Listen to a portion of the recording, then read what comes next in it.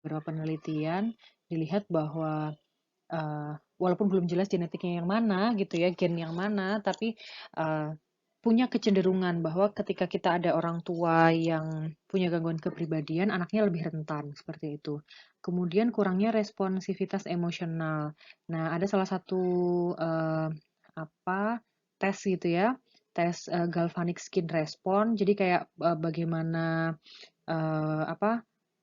respon kulit gitu ya, kayak pakai eh, neurologis itu sifatnya fisiologis, tes-tes fisiologis, tes fisik gitu, bagaimana respon fisiknya.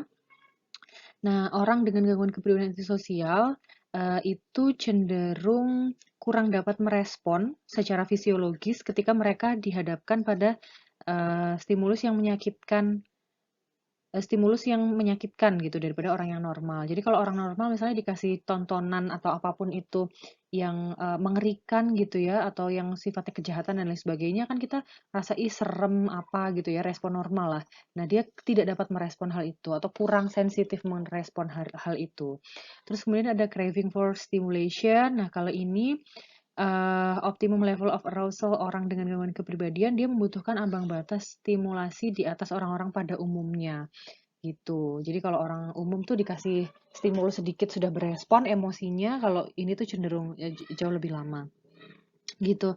Kemudian ada disampaikan bahwa di sini ada abnormalitas otak gitu, kelainan pada uh, korteks prefrontal atau prefrontal cortex yang sangat penting untuk executive function atau fungsi eksekutif, yaitu proses berpikir yang kompleks gitu ya, analisis, pengambilan keputusan, terus dan juga sistem limbik. Kalau sistem limbik itu ke pengaturan emosi.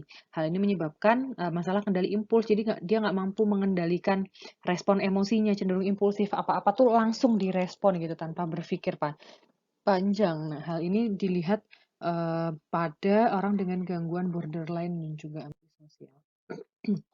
Kalau perspektif sosial budaya, kondisi sosial disampaikan dapat berkontribusi gitu ya, ada kontribusinya. Misalnya gangguan kepribadian antisosial itu cenderung banyak tumbuh di lingkungan sosial ekonomi yang rendah gitu ya, yang sangat rendah. Kemudian lingkungan tempat tinggalnya itu misalnya sangat rentan, memang di lingkungan itu tuh banyak seks bebas, pengedar narkoba, konsumsi alkohol gitu ya, sehingga dia nggak sungkan-sungkan untuk juga melakukan hal yang sama gitu. Kemudian adanya panutan lingkungan terdekat yang terpapar kriminalitas tinggi, sehingga dia cenderung mengimitasi gitu lingkungan sosial budaya. Nah, ini sebenarnya kalau di buku bahasa Indonesianya kalian bisa baca lebih jelas. Ini adalah model multifaktorial untuk menjelaskan gangguan kepribadian antisosial. Nah, faktor kerentanannya itu atau vulnerability faktor, faktor kerentanan itu ada faktor biologis yang tadi disampaikan, ada genetik, kondisi otak yang abnormal, terus dia emosinya cenderung ada yang terlalu sensitif, ada juga sorry kalau ini antisosial ya. Kalau antisosial itu cenderung tidak sensitif emosinya gitu. Terus kemudian ada juga faktor kognitif. Nah, biasanya dia sulit atau nggak bisa membaca emosi orang lain gitu. Sehingga dia ini juga yang membuat dia sulit untuk empati. Kemudian dia nggak bisa menginterpretasi atau salah menginterpretasi tingkah laku orang lain, sehingga apapun yang dilakukan orang lain itu cenderung mengancam dirinya. Jadi sebagai bentuk pertahanan diri dia menyerang lebih dulu. Nah, dan biasanya faktor-faktor resikonya atau dia punya cenderung peningkatan atau yang dapat meningkatkan risiko kemunculan gangguan ini adalah yang tadi misalnya ada faktor keluarga, parenting ya, parenting and modeling. Jadi pola asuh orang tua yang kita imitasi, kita modeling itu kita imitasi. eh, Kurangnya sosialisasi gitu. Jadi mereka nggak mampu berempati, nggak mampu memahami norma sosial gitu. Nah, hal inilah yang membuat kemunculan uh, antisocial personality disorder atau gangguan kepribadian antisosial gitu. Nah, treatmentnya ini kalau pakai psikodinamika itu disampaikan ada katanya terapi psikodinamika terstruktur gitu.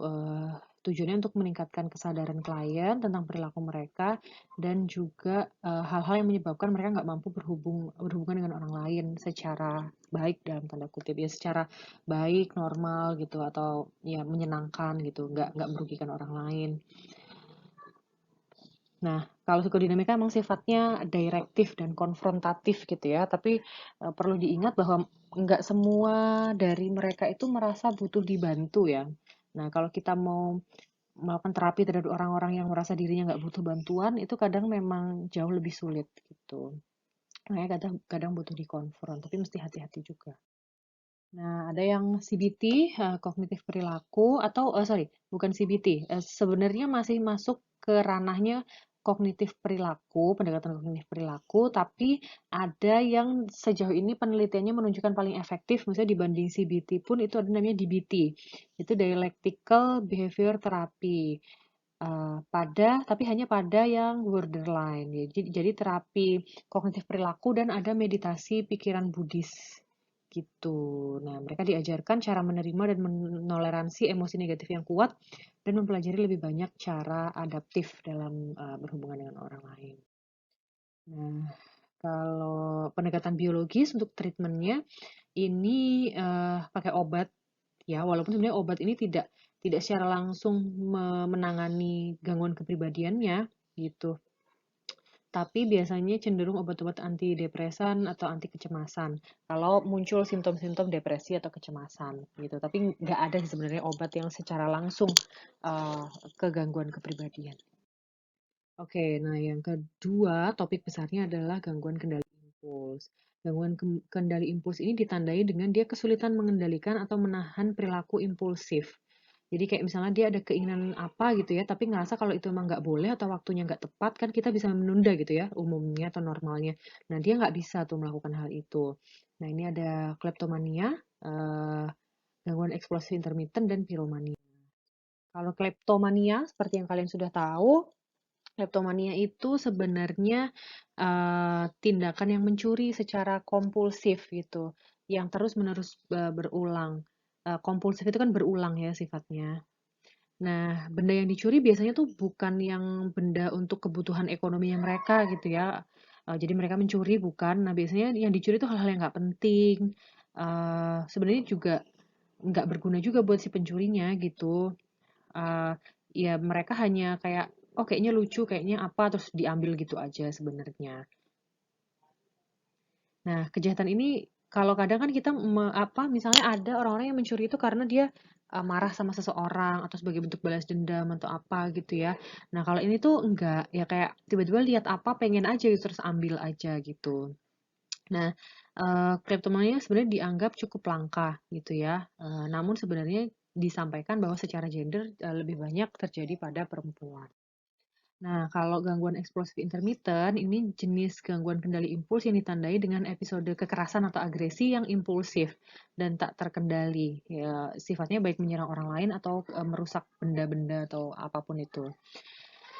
Nah, ciri utamanya adalah agresif yang impulsif, yaitu kecenderungan kehilangan kendali. Dia nggak mampu mengendalikan rasa marah gitu ya.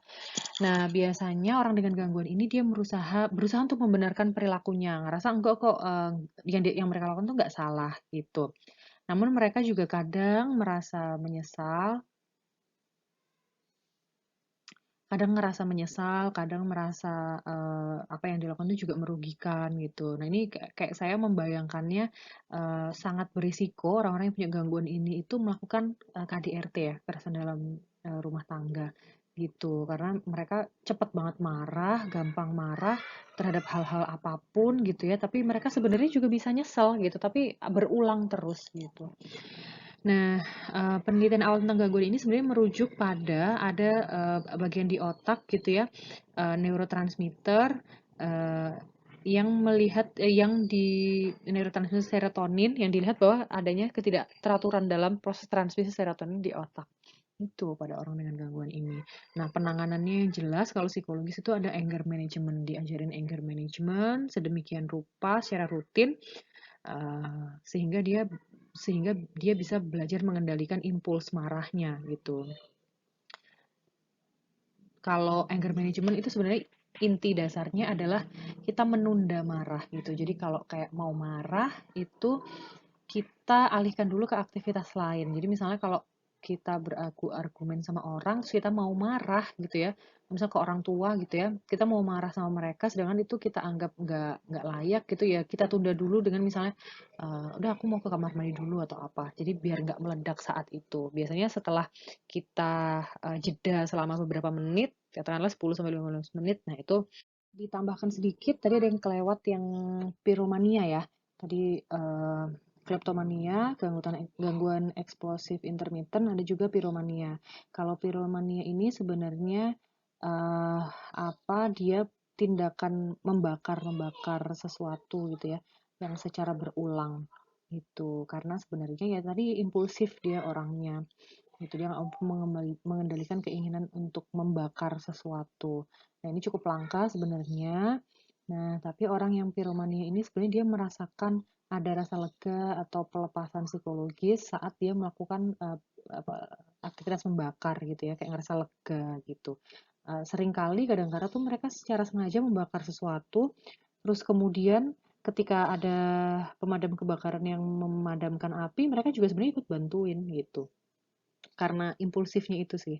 Nah, penanganannya bisa pakai CBT, kognitif perilaku, yang tujuannya untuk mengenali pikiran dan isyarat situasional apa aja sih yang kira-kira membuat dia memunculkan impuls pengen membakar sesuatu dan berlatih untuk menahan atau mengelola sehingga meminimalisir impulsivitasnya. Gitu. Oke, sebentar, sebentar. Sudah ada pertanyaan. Terima kasih. Terima kasihnya. Terima kasih banyak.